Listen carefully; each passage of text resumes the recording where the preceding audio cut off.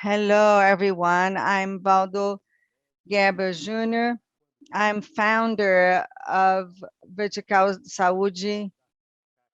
I'm actually current director of Vertical Saúde da ACATE in the state of Santa Catarina. So before we start our conversation, I'd like to thank my colleague and friend Villar, our CEO, Rodrigo Villar, for another opportunity to be here with FIS 2021.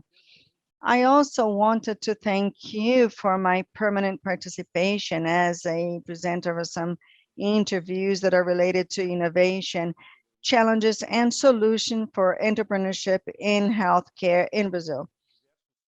It is an honor to receive different entrepreneurs who deal with challenges in healthcare, and we will talk about their respective technologies that have made a difference in our society.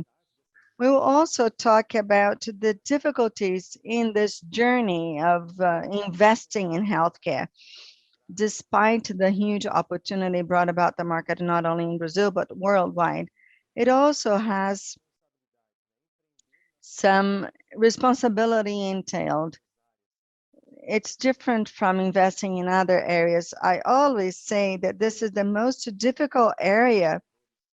And with that, I do not want to scare you. Quite the other way around. I just want to say that there is some difficulty in terms of responsibilities. We're working with lives, we're getting in the market. And there is a classic operational model, even though there is a lot of technology. This is one of the areas with the most technology in an area like you have CTs, equipment, but it's important to learn how to use it in an institution. We're going to talk about the whole journey, have an idea, have a website, have people believe in that, validate the product, convince people that that will make a difference in their respective businesses, be it at a clinic or in B2C with the technology developed in the area of healthcare. So I'm going to ask my colleagues to introduce themselves, talk about their qualifications, their respective businesses, and I'm going to call them in alphabetical order. I'd like to thank Arthur, José, Vander, who are part of this table here, so that we can have this very fruitful discussion. I'd like to invite our CEO and founder, the founder of AfroSaúde, Arthur Igor. You're welcome, Arthur. Feel free. Good afternoon. I thank you for the invitation. It's wonderful to be here with you at FIS. But as you mentioned, investing in healthcare entails different challenges. I work in the state of Bahia. I am a specialist in public healthcare, and I am concluding my master's degree. I write and investigate mental health and labor-related quality of life. I also had AfroSaúde, where we obtain information on healthcare.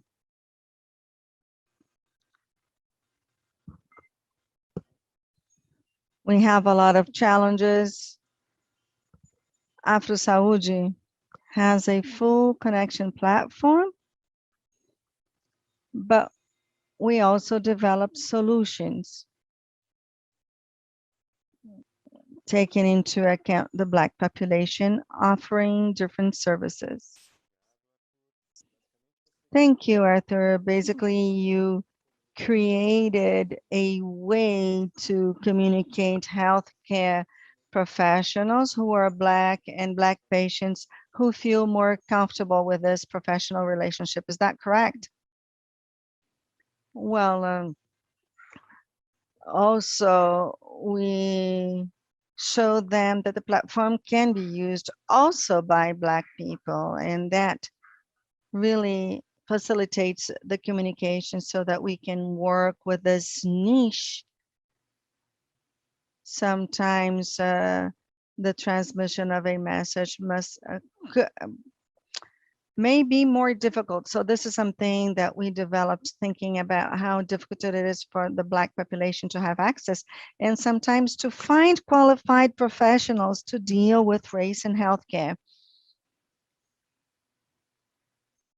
We also have different policies. We have had patients who went through 4 different regimens of treatment because they were not able to find a doctor who understood about the specificities of the Black population.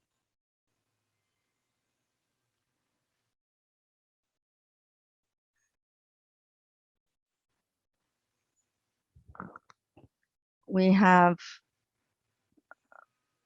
also prenatal care, deliveries, and try to think about the different challenges the Black population faces.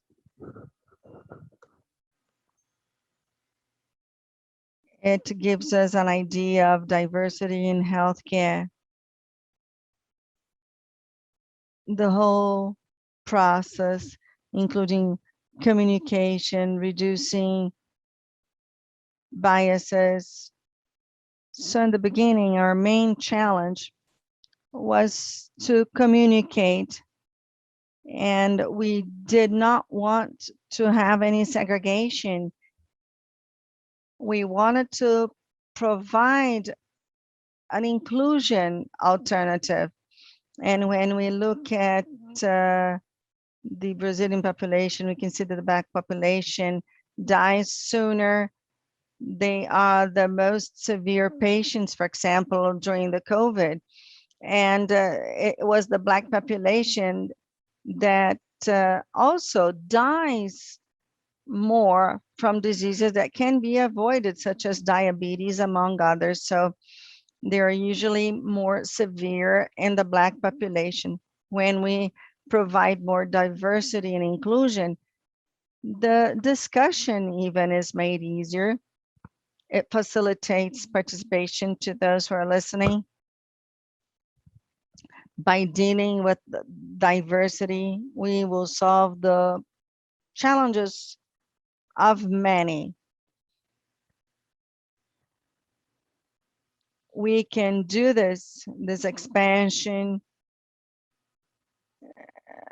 We also have the Portuguese-speaking African countries, and with this app, we can facilitate communication among the different countries. Many of the challenges we found in the beginning of this process were related to this niche, but also to the access of investment capital, because this is a product that deals with diversity, and because people who are dealing with this app are Blacks. This is something unusual.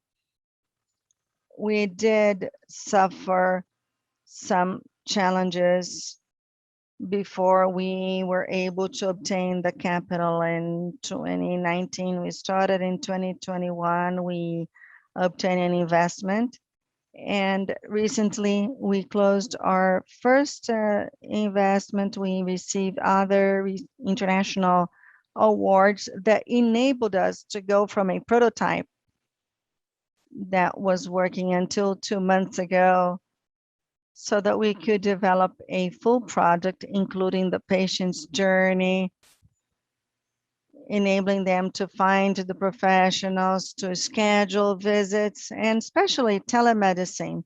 The Black population is vulnerable, and we know that telemedicine works, and it can be democratic and inclusive. We connect because we have professionals in every Brazilian state that can take care of patients in different regions. We have someone in Roraima, or a doctor in Roraima, who is seeing a patient in the state of São Paulo. And the most beautiful thing about technology is that it eliminates geographic challenges, we want to show the more vulnerable population that these technologies solve problems, they may be representative, and they work, in fact, whenever we can develop them well. Perfect. Arthur, we're going to go back to this discussion on the difficulties and this journey, but first of all, we're going to talk to our other colleagues, and then later we will talk about your difficulty in obtaining investments for your business, for your idea. I'm going to move on now. We have our colleague, José Tomás Arenas. He's from Santiago, Chile.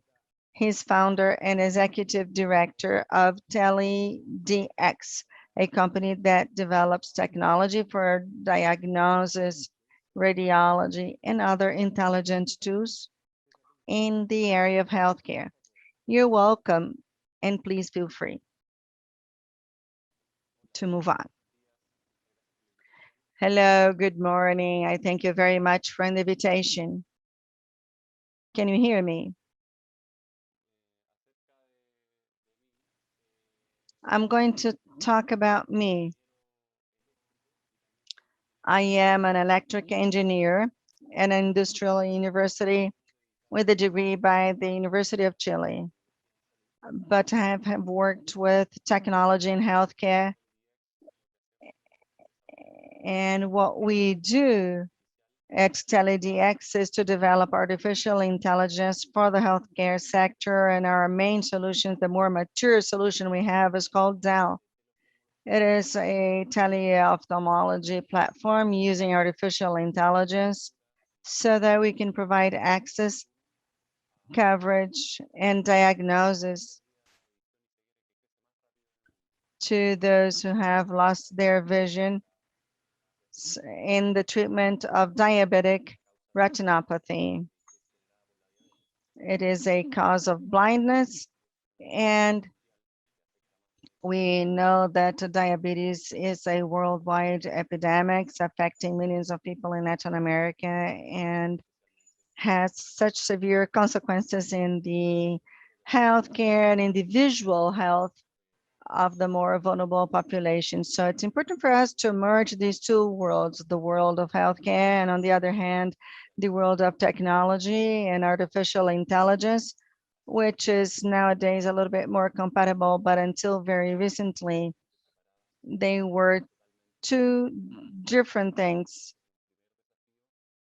So this is a first challenge, but it's also motivation for us, how we can do something so interesting and something that leads to such good results and at the same time has a social impact with solutions that reach a large number of people, especially in our region. We will talk a little bit more about this later on and we'll give you the details about the experience we've had and also the challenges, as you mentioned in your introduction, and how we can deal this to other areas as well.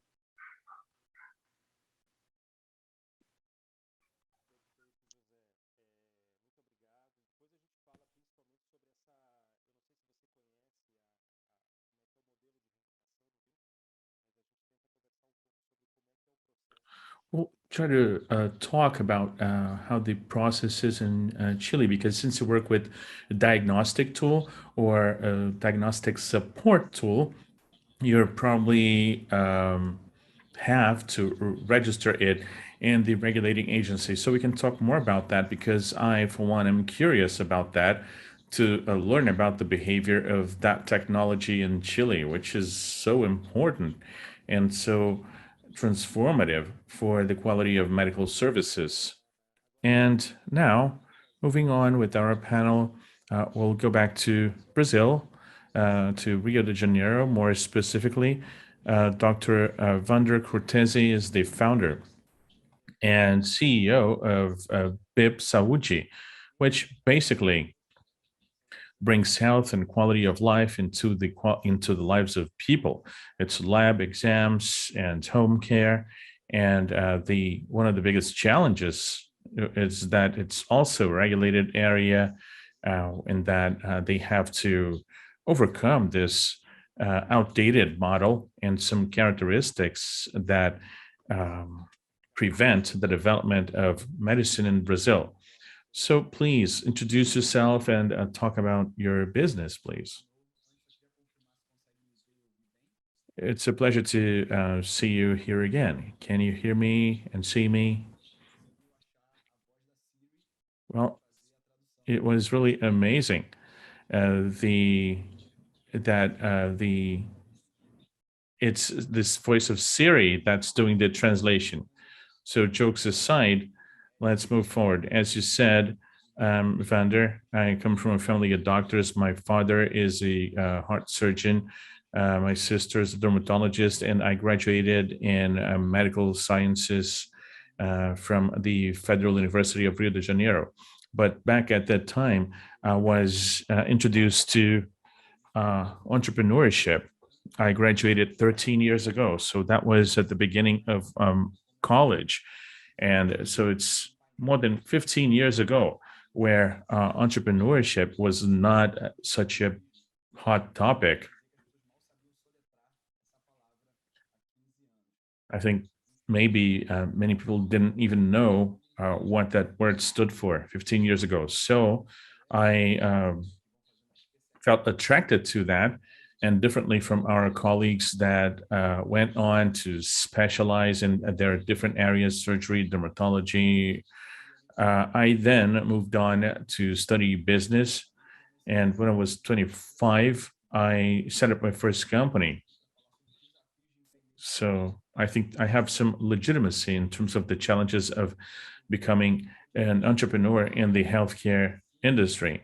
This is the second time I'm doing this. The first time I did this was with BR Med, that dealt with labor medicine and occupational health, whether it is admissional exams and periodic exams. And it's a chain that has become a leader in this sector, but it is a business that's B2B. And so eventually, between 2015 and 16, it was clear to me that we were resorting to our smartphone to solve all of our needs. If we were hungry, we would think of iFood. And of course, this is just to acknowledge the relevance of iFood in catering to the needs of food delivery. And likewise, if you had to travel in large cities, there was Uber, which became a synonym of shared rides, communication, WhatsApp, listen to music, Spotify, and get a girlfriend or a boyfriend, Tinder. I can give you dozens of examples of apps and platforms that are referenced for a certain demand. Well, what about health? Which app, which platform comes to mind of Brazilians? And just like I mentioned, that iFood comes to mind in terms of delivery and WhatsApp for communications. So what's the top of mind app for Brazilians when it comes to health? And when I asked people that, I didn't get lots of answers. And when I did, it was often, well, the health insurance app. Okay, but we all know that Brazil's model, health insurance plans, most of the times are offered by employers. So if employers, the HR director of a company decides to switch operators, you're going to get a Slack or WhatsApp, and people are simply going to uninstall an app and install another. So I wouldn't think that this answer applies to health care plans, because there's no stickiness, there's no loyalty. So the room for a top of mind app in healthcare, in my opinion, is still vacant. There hasn't been any solution. So that's the easiest way to explain what we're building at Blip, what we want to be at Blip. We expect that not too far from today, somebody having lunch among friends, when they say, well, I need something related to healthcare, and I expect somebody to say, well, have you checked Blip? That's our long-term perspective, but we had to start somewhere. And we adopted a strategy that was already consolidated in several other industries different from health. The strategy of placing customers at the front and center. This is a trend that's been happening for a long time.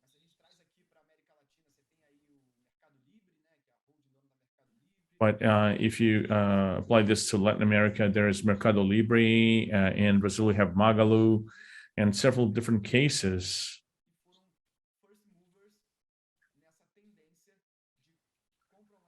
Several different cases of first movers. So to recap, we saw that there was this vacant space of an app that was referenced in healthcare for Brazilians, and also that there was no player adopting this approach of buying online and having it delivered to you at home. That's when we created Blip.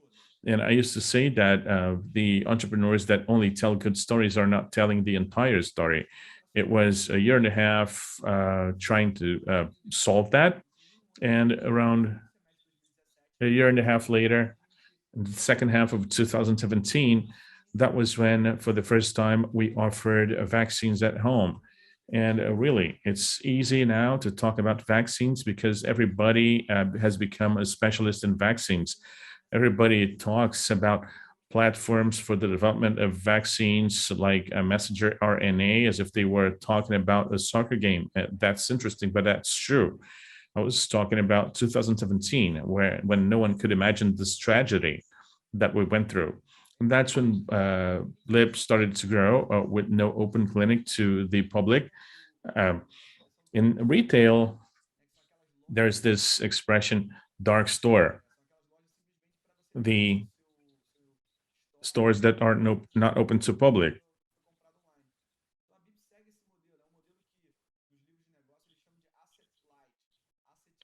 So this is what Blip follows. In business books, they call it asset smart, asset light. And with that, we started we started vaccinating people at home, and we found the product to market fit for that. We are in over 100 cities in Rio, São Paulo, Paraná, Espírito Santo, and Distrito Federal.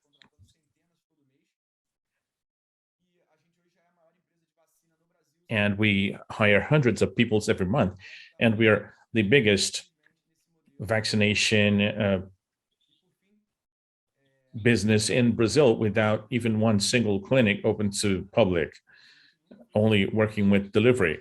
So we never set out to be the biggest vaccine company. That was a stage in our growth. And the second thing, as mentioned in our presentation, is clinical analyses or lab tests, blood panels, swabs, urine, stool, and we're expanding that. We're in Rio and São Paulo with labs, and we'll be launching very soon in Paraná, Curitiba. And after that, we're going to address other business units. And with that, I want to end my presentation, explaining that Blip is the biggest vaccines company, and it's still growing a lot in the market of clinical analyses. And very soon, we're going to be addressing other business units to gain relevance and become the healthcare app for Brazilian families. And talking about challenges and pain points, our moderator is going to talk about that.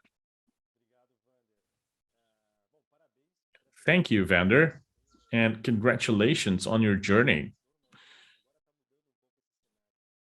Usually, and this is changing, healthcare entrepreneurs are usually not physicians. They're administrators, engineers, all of these other categories, except for physicians. Physicians usually work with classic models, groups of clinics and hospitals, and not abandoning medicine and putting on the hat of somebody that will start their journey from below as a constructor and build a building.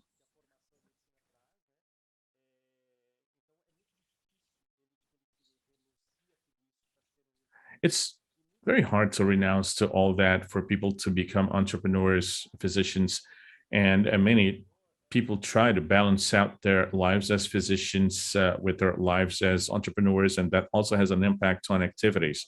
So those that really wear the hat of entrepreneurs and leave a clinical life behind to place their bets on an idea, well, they have all my admiration.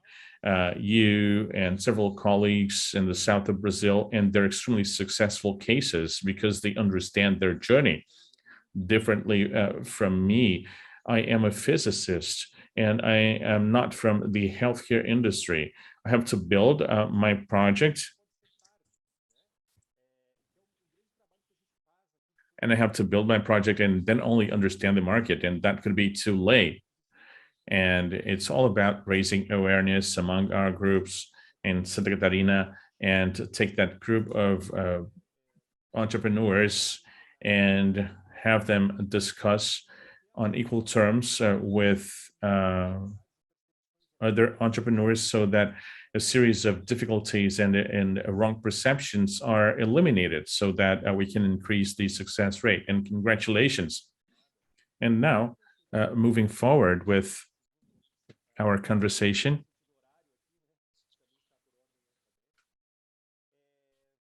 and following alphabetical order, we'll go back to Arthur.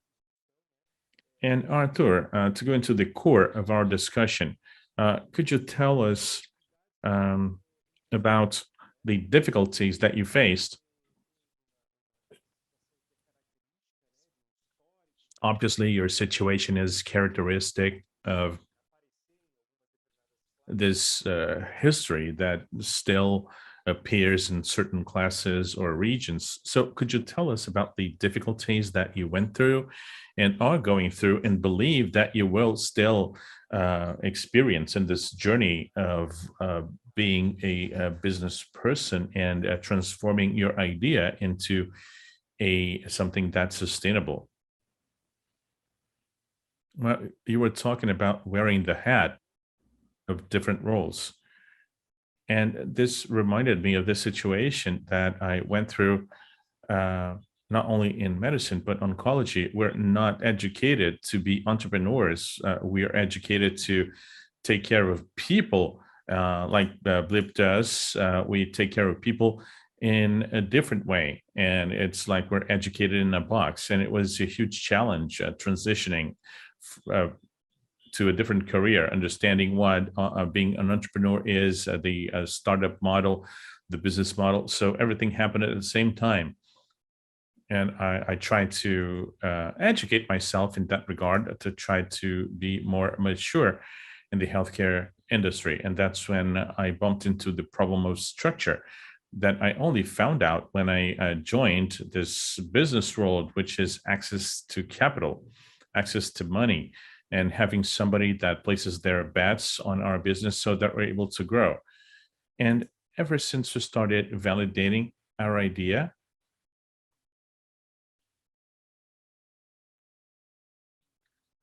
we're able to get almost 5,000 answers from users thinking about all of the problem that we set out to solve, but we were unable to have this discussion with investors. And little by little, we were able to launch our prototypes that would confirm the idea. But likewise, there were different hurdles. I've participated in interviews where people asked me if, to me, healthcare was only related to racial aspects. But anyway, I had to give a short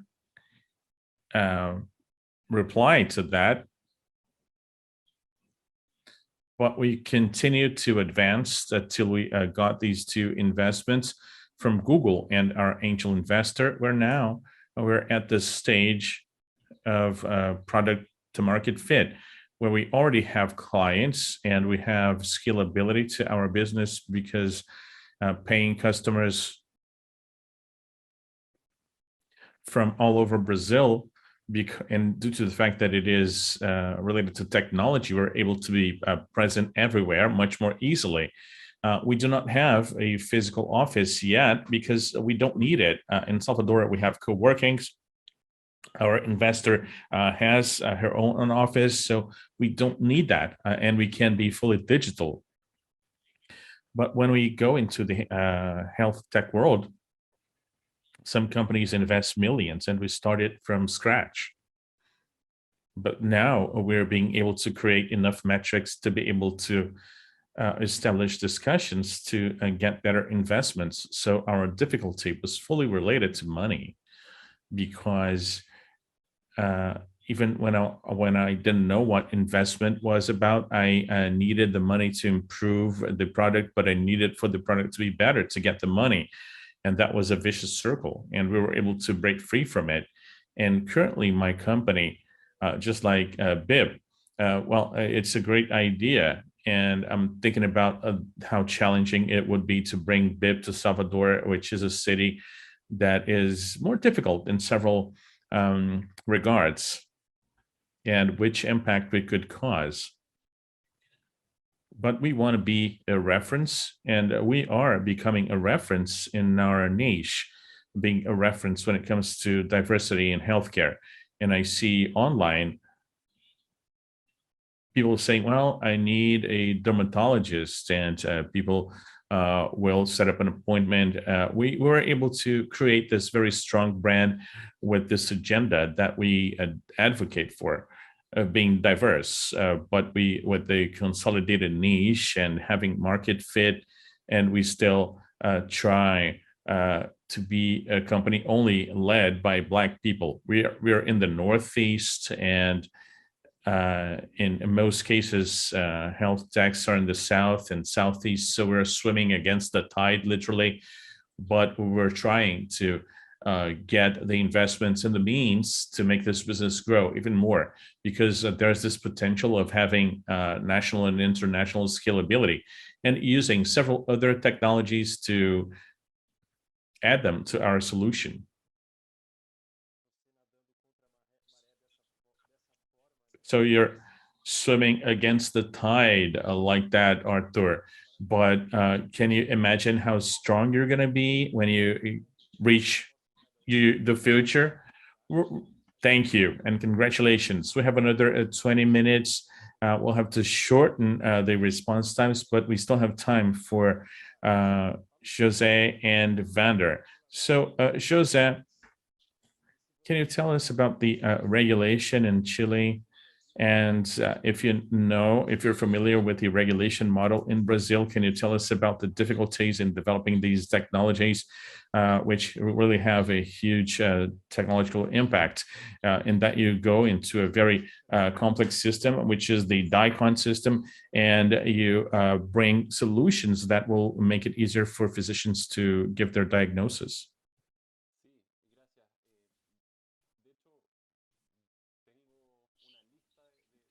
Yes, thank you. And in fact, I have a list of things that can be done, and that I could list as challenges that may not sound as obvious in healthcare. One of them is regulation, but I'll also talk about some others to show you what I'm referring to when it comes to technology. For instance, it's and something as disruptive as artificial intelligence that sometimes you don't know much about, or that you know what it is, but it's easy to misinterpret what the robots are and their level of impact on our work and the level of replacement of job positions. So it's several different things that, as I said, have to do with culture. and with doing things the way they've always been done in healthcare, in medicine, things work or they exist in a certain way. So it's really hard to take leaps. And as part of that, there's also the lack of digitization. We've always we've always struggled with electronic medical records, interoperability, and we've advanced a lot in that regard. But in reality, it's not enough. I always say that digitization and doing the same process that you do physically, doing it digitally is not necessarily a change, because at the end of the day, you often try to do the same thing through a different channel. And that's where we see that things can be a bit more sophisticated, such as automation and artificial intelligence, that allow us to have processes with greater reach without increasing costs. And as I told you about automation and artificial intelligence, oftentimes the first thing you find is fear. The doctor, for instance, says, well, this is going to replace me. So this creates fear. I don't know that very well. I still have some concern. So that creates rejection and resistance to change. And that is the scenario we currently have ahead of us.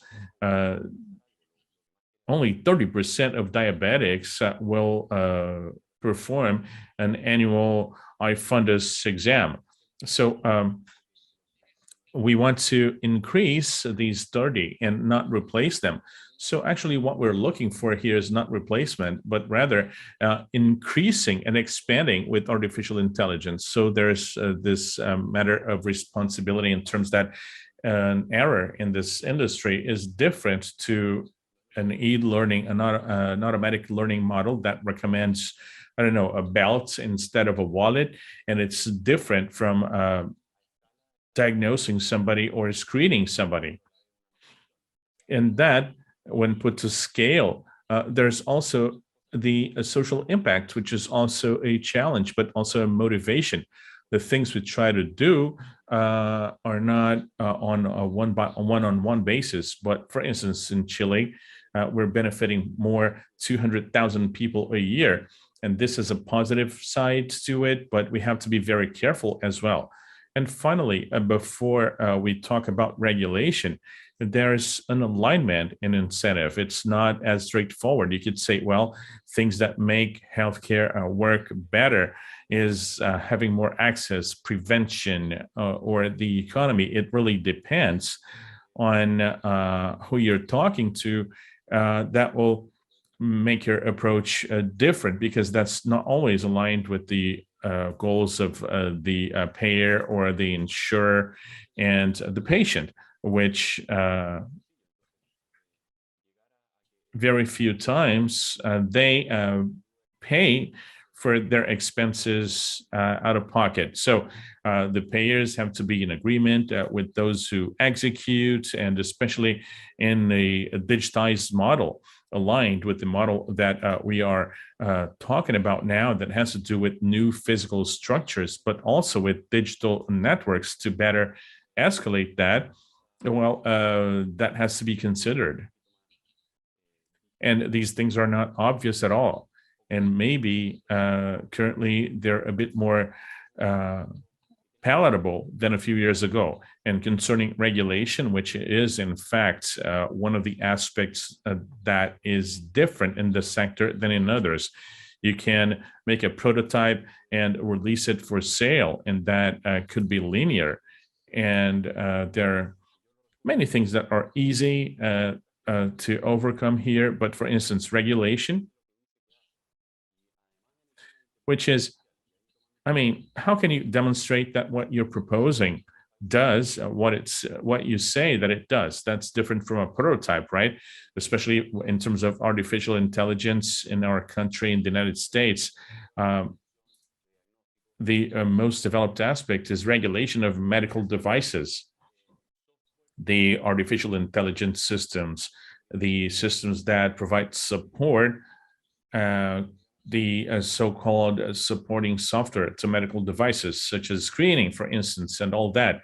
And that's aligned with the roadmap of devices that has to do with the level of risk classification, or if the monitor is regulated or not. I mean, several things. But in Chile, there are few medical devices subject to the surveillance of the entity in charge of that. So the first thing that people think is, well, if out of a list of 2 or 3 medical devices, we can sell them, of course. But actually, in reality, it's different, because when you do not have a clear roadmap, you can do whatever you want, but in reality, there will always be a reason for someone, for whatever reason, to say, well, but this does not meet this or that rule. You can, for instance, propose a software as a medical device, but you cannot present the clearance of the regulating agencies. So somebody's going to tell you, well, maybe the clinical study that you did should have greater sensitivity or higher specificity, and that should be proven like this or like that. So that's a challenge, and it could be even greater if it's less regulated. And in the case of Brazil or the US, with their own respective costs, of course, artificial intelligence is still very immature. Less than 4 years ago, we tested the first software for AI for diagnostic purposes. And so that's still incipient. It was launched, but it's not fully resolved due to different reasons. A medical device software using artificial intelligence is something that is alive, and new versions get released all the time. And that's different from a physical device where you could have a version and freeze it indefinitely. So there's a series of challenges associated to that, but we're making progress. And what all regulations have in common is that whether they're totally structured by the agency or not, is clinical assessment and demonstrating with studies and all of the ethical and clinical considerations in literature. And as I said a while ago, these systems do what they say they do. In terms of reaching the precision levels and sensitivity and specificity, the minimum levels to interfere the way they set out to interfere, and that's different. And the level of responsibility has to do with the level of responsibility of the healthcare devices that supplement these pieces of equipment. And it's not the same thing to make a decision about a cancer patient and that has one single visit, and you have to make a decision that's totally determinate at that time, and you may not see them again, versus something that we have, which is annual exams or screening exams, non-diagnostic tests. So the challenge is for not making specific decisions one single time.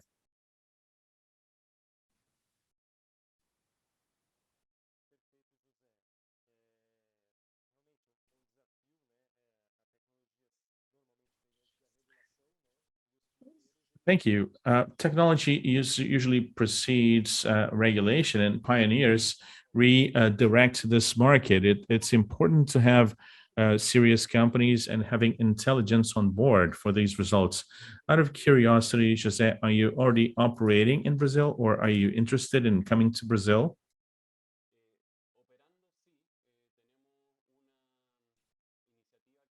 Yes, we are operating in Brazil. Yes, we have an initiative that now is more at the national level. We're not yet selling it, so we have not yet defined the regulatory requirements, but it's something that we've been working on for a few years now and creating evidence and investigations for our platform. And we'd be very interested to be in Brazil because it's a huge market, especially for Chile, compared to Chile.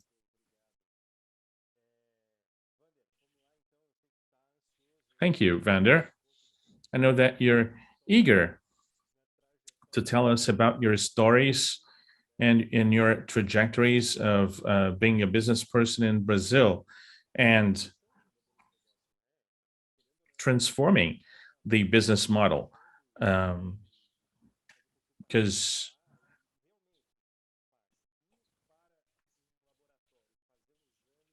really going to a lab to an exam is really a chore. I have two children at home, and we have to leave early, not to get there and have long lines. But well, having that at home would be great. Um, we've done everything. We've been doing everything at home with my kids, with personalized care. I would go to the clinic, everything that I had at the clinic, but without having to drive my car to the clinic and so on and so forth. So, yes, please tell me a bit about your trajectory. Of course, I have a professor that helps us at BIP. He says the younger the child, the more work you do. And that also applies to, I have two kids. The younger the child is, well, the work is much bigger. I have a 3-month-old child. I just went to the pediatrician and I rushed over here because I was there. Yeah. And just to make a connection with my last remark, I think you were quite accurate in what you said that for the entrepreneurship in healthcare to grow in Brazil, we need to overcome the fact that we don't have insiders, we don't have healthcare professionals, except for a few of us, like me and our fellow panelists, the dentist. It's fundamental for these healthcare professionals to become entrepreneurs because it's not like it's an obligation. We have cases of people who did not graduate in medicine. Felipe Lorenzo from iClinic, for instance, a successful startup, and he graduated in engineering in health informatics. So it's important to have what I like to say, to quote what I heard from another entrepreneur, which is the founder market fit. A lot is talked about the product market fit, but very little is mentioned about the founder market fit, which is the capacity and the legitimacy of a wannabe entrepreneur to fit in the industry that they want to become entrepreneurs in. Well, that's physical, but I would never start a business that would involve physical, or I wouldn't go into agribusiness. I've never been to a farm myself, so what would I do with agribusiness? So uh, I don't think that entrepreneurs can make anything works. We do have the issue of legitimacy, the insider's view. And this is just to add to my previous comment. I see that entrepreneurship is growing, but this is only one of the pillars. We have more people who are becoming professional entrepreneurs. By doing that, we also attract qualified funds. We know that venture capital is like food for entrepreneurs to grow. And you have venture capture funds that are specialized in healthcare. We have DNA Capital, which is perhaps the fund that has the best understanding of healthcare globally. We have an office in Rio, another one in São Paulo, San Francisco, in the US. So you have more qualified entrepreneurs, and then they include healthcare in their specialized care, and that makes things happen. So we have a pandemic which has levered, and a lot of people have said that health care is the another fintech. Sometimes I am married to a doctor. My father is a doctor, and I have a lot of doctors around me. So I can say that full employment in healthcare is really a barrier, and it's hard to give up on that and invest. A lot of people say that it's Vander Bridge, but you know, to invest in healthcare in Brazil, if you do not understand that you have to invest as a life and death matter, and you know, you really need to want to make it happen. Otherwise, you will not survive in Brazil. Still about challenges, I want to steer away from what was said before. We have regulatory issues, but there's something that is true for tech companies, and we have to talk about this, and somehow that has to change over time. Otherwise, we're going to lag behind. We have the software developers, the and whatever you call them, the number of people trained in Brazil that are ready to be developers is not even close to what is necessary. So for anybody here, anybody listening to us, we have a company with a technological basis, but we still have a lot of difficulty nowadays in having good devs. The other day, I sent a message about something beautiful that has been done. I sent a print to another entrepreneur and they said, okay, we no longer have devs in Brazil because you have a larger round, then you become more powerful. You do not have enough devs and you still have to attract more. And we also have competition because our currency is has a very low exchange rate right now. And when payment is made in dollars, how do you deal with that? So we have challenges to invest in Brazil. We have a lack of developers, and we have to somehow deal with that. Otherwise, Brazil will not be able to have the startups and the companies that the country could have because of the capacity of the investors. And we know that Brazilian entrepreneurs have their specific needs. I wanted to highlight that. We also have the fundraising issue. As mentioned before, accessing capital is essential. And I can see that there's a lack of knowledge of Brazilian entrepreneurs. The system in Brazil is just beginning, but there's a lack of knowledge about the dynamics of fundraising. You have to understand what the right fund is for the company, the sector the company works in, and understand that sometimes we'll have investors who will decline you, not because they don't like your company, but because they do not have your geography, or sometimes, they want to see you later on. So Brazilian entrepreneurs need to learn how to better navigate. It will be a win-win for everybody.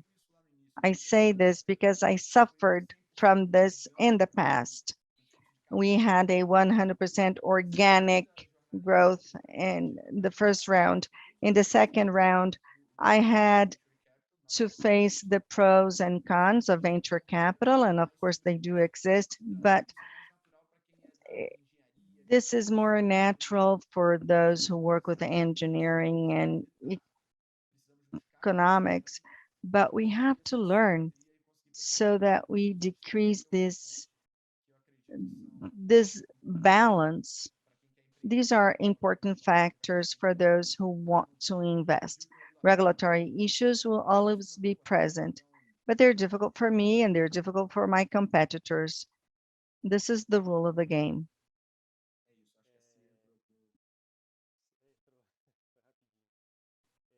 That was quick. Yes, you're right. In my state, we have an environment of technology and innovation. Today, we have more than 5,000 openings available, and some companies are despaired about that, or they're desperate about that. And the community, the private community in the state is creating mechanism to create or to develop developers. We work with programming, but today there is a robust activity trying to qualify people because some companies really are desperate about finding developers so that they can make their deliveries. And that generates a chain of events. If your company has an investment, 100 million BRLs, 60 million BRLs will be used to hire people, to pay for labor, development, the market, and so on and so forth. So where are you going to find them? So that will prevent development from taking place. And there are other issues here in Brazil. We have the economic subvention. Today, Brazil is basically digital in terms of its health tax. Depending on hardware is a problem. Investment in technology is going down. So where is the inspiration? Where is the motivation to observe and invest? We could have another discussion altogether because we're talking about reducing possibilities. Perfect. Yeah, we agreed. We had a small delay. And then finally, perhaps an aspect that was not mentioned is that healthcare is a regulated industry, but it's also a monopoly. For example, you have hospitals, you will have 4 or 5 large groups. The same thing is true for operators, for labs, and it's difficult to compete in this scenario. So each one of these items could be discussed for 1 hour. Yeah, we also have the market leaders who want to operationalize, and the wait is so long. Anyway, once again, I would like to thank all of you. Thank you, Arthur, José, Vanderson. It was a very interesting discussion, but that was bound to happen with so many experts here with us. I wish you all success. I hope to see you at a different moment. We're all talking about glories here, and all of us have our own glory, but I'd like to highlight that how good it was actually to invest in this area. Once again, José, Diego, and Rodrigo, I wanted to thank you all, the back office, Flavia and her colleagues who make things happen, not only now, but all year long. I thank you all, and I hope to see you in FIS